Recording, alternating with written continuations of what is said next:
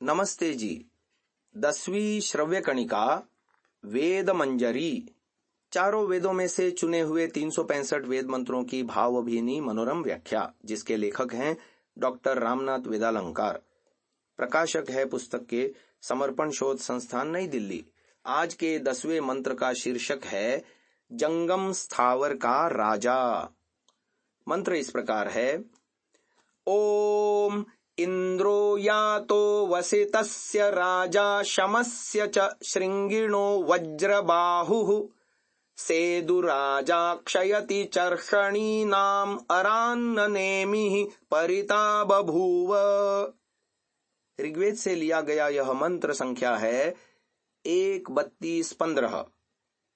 इस मंत्र का ऋषि हिरण्यस्तूपः आंगिरसः, देवता इंद्रः, छंदः त्रिष्टुप।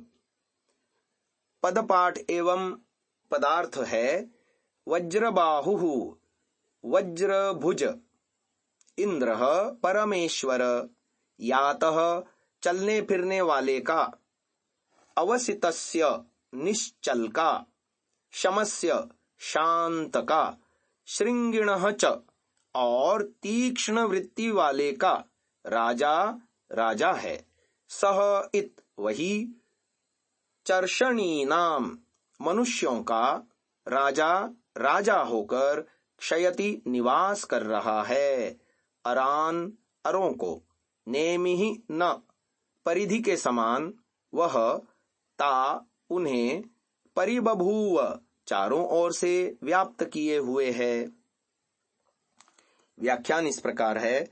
मैं अपने इंद्र प्रभु का क्या वर्णन करूं, कैसे उसकी महिमा का गान करूं।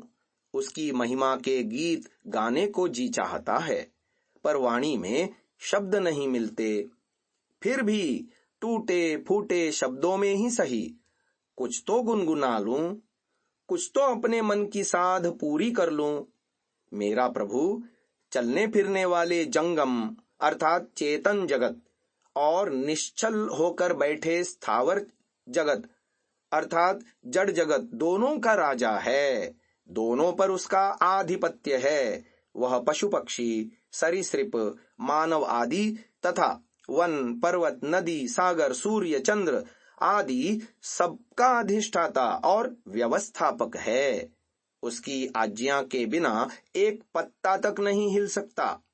वह शांत जीवन व्यतीत करने वाले, तप साधना में निरत रहने वाले, शांत वृत्ति ऋषि मुनियों का भी राजा है और तीक्ष्ण श्रृंग अर्थात तीक्ष्ण साधनों का अवलंबन करने वाले तीक्ष्ण वृत्ति रजोगुणियों का भी राजा है, यानी नियंत्रण करता है। वह वज्रबाहु है, भुजा में वज्र धारण किए है और उच्छृंखलों को उनके उच्छृंखल कर्मों के अनुसार यथा योग्य दंड दे रहा है। कोई उसकी दंड व्यवस्था से कितना ही बचना चाहे, बच नहीं सकता। वही हम सब चर्षणियों का, कृषिकर्ता मानवों का भी राजा होकर निवास कर रहा है। चाहे हम अपनी मनोभूमि का कर्षण करके उसमें सद्गुणों का बीज वपन कर आंतरिक संपदा को लहलहाते हों, चाहे हल चलाकर उत्तम बीज बोकर बाह्य भूमि को शस्य श्यामला बनाते हों। जैसे रथ चक्र की नेमी समस्त अरों को चारों ओर से व्याप्त किए होती है और अपने में थामे होती है, वैसे ही जगत का राजा वह इंद्रदेव जगत की समस्त वस्तुओं के चारों ओर व्याप्त होकर उन्हें सहारा दिए हुए है। तभी संसार के सब पदार्थ पृथक पृथक इकाई होते हुए भी परस्पर सामंजस्य रखे हुए हैं और विश्व के चक्र को चला रहे हैं। अन्यथा उनकी स्थिति वैसी ही हो जाए जैसी नेमी के टूट जाने पर रथ चक्र के अरों की होती है। तब विश्व चक्र प्रवर्तन ही समाप्त हो जाए। आओ हम एक स्वर से अपने उस राज राजेश्वर इंद्र प्रभु के चरण चंचरीक बनकर उसकी महिमा का गुंजार करें। ओम।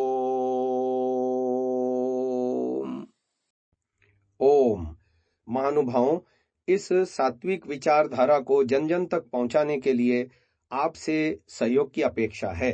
पहली बार यदि आप इस चैनल पर आए हैं तो हम आपसे निवेदन करते हैं कि इसे सब्सक्राइब अवश्य करें और बेल आइकन को दबाएं, जिससे प्रत्येक वीडियो आपको निश्चिततः मिले।